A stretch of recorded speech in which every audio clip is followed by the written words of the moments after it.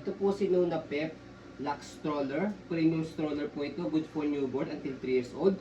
Depende pa rin po sa laki. Timbang ni baby kung kakayanin po siya ng 4 to 5 years old. Kasi heavy duty po siya. Plus, maluwag po yung seating pad po niya. Okay? So, adjustable po yung handle po niya. And then, compact po yung folding. Adjustable din po yung leg rest. And then, may extension canopy po siya. Already washed. Ready to use. Gagamitin nyo lang po. Okay? So, ito po yung details po niya one by one. Yung canopy natin, wala po siyang faded, walang discoloration. Okay? So regarding naman po extension canopy, ito po isa. Meron pa po yan sa loob na isa pa. Ito. Okay? So depende sa inyo kung anong gagamitin nyo dyan sa dalawang extension canopy. Okay? So, ito po yung seating pad po niya. Kompleto. May pad sa harness. 5 harness po si baby. Wala po yung putol. Presyo lang po itong button. Ayan. Okay. Ayan. Pasok nyo lang dito yan. Para ma-lock po. Okay. So, leg rest. Ayan yung leg rest po niya. Adjustable. Ganito po siya kapag nakahiga. May zipper po siya dito sa gilid. Ayan yung zipper niya sa gilid. Pagka naka-semi-recline, unang zipper. Pagka fully recline, dalawang zipper. Tatanggalin. Okay. So, kaya premium stroller siya kasi kakaiba po siya. Okay. So, as you can see, mahaba and then malapad po siya. Okay. So, leg rest niya, may pinipindot sa dalawang gilid para pag inupo, ganyan po siya. Ito po yung footrest niya. Okay na okay, ang ganda. Leather. Okay. So, brand logo. Okay na okay, wala po siyang scratch. Okay, gulong, napakakapal. Hindi pudpod. Almost like new condition. Easy to maneuver, nag-swivel. Yan, kung gusto nyo pong one way lang, baba nyo lang po yan. Yan, okay. Pag-i-hail si baby. Okay. So, angat nyo lang po ulit pag gusto nyo pong mag-swivel. Ayan. Body frame po. Yan po yung details po ng body frame po niya. Okay. Yan.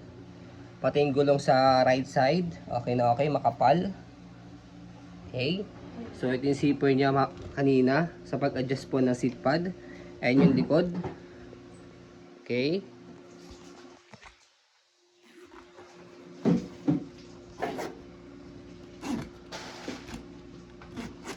Okay. So, sa likod, ito po yung basket po niya. May kalakihan din po yung basket niya sa likod. Okay. So, kabilang gulong sa left side. Okay.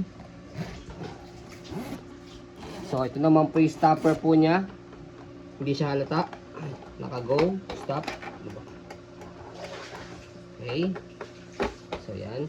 So, kapag malaki na si baby, pwede nyo itong i-adjust. Pasok nyo lang din yan. Patakin nyo lang po sa loob. Adjust nyo rito sa pangatlo. Okay. So, body frame sa kabilang side. Yan po yung details. Okay, aluminum po yan. Okay. So, yan. So, handle niya, adjustable po siya. Ang ganda ng handle po nito. Ayan. Okay. So, adjustable po yan. Angat nyo lang po dito. And then, pull down. Okay. So, bagay po ito sa mga matangkad na mami or daddy na magtutulak. So, yan. Install ko po muna po para makita po ninyo na wala po siyang issue at ready to use na po siya. Yan. Yan po. Ang maganda kay Nuna kasi ang ganda po niya po i-maneuver. Yes. Ang ganda po niyang wheels. Ang ganda ng pag-maneuver niya, pag-swivel ng gulong po niya. Hindi kayo mahihirapang iikot-ikot yung stroller. Kahit mabigat yung baby niya. Yung tawag doon, tissue.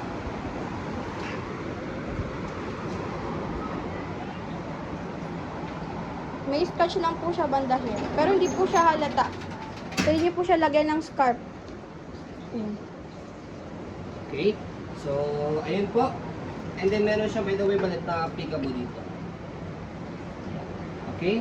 So, ayun po. As you can see, very details po kami sa pag-video kasi ang shop policy po namin, no refund, no exchange, what you see is what you get po. So, ganito po sa pag-code po sa kanya. So, code nyo po muna po yung canopy niya. Kailangan nakasit po yung seating pad po niya. Baba niyo po muna po yung yung handle po niya. And then, sa gilid, ito, left and right, meron po siyang piatas na ganyan. And then, fold po paharap. Okay? So, meron po siyang lock dito sa gilid.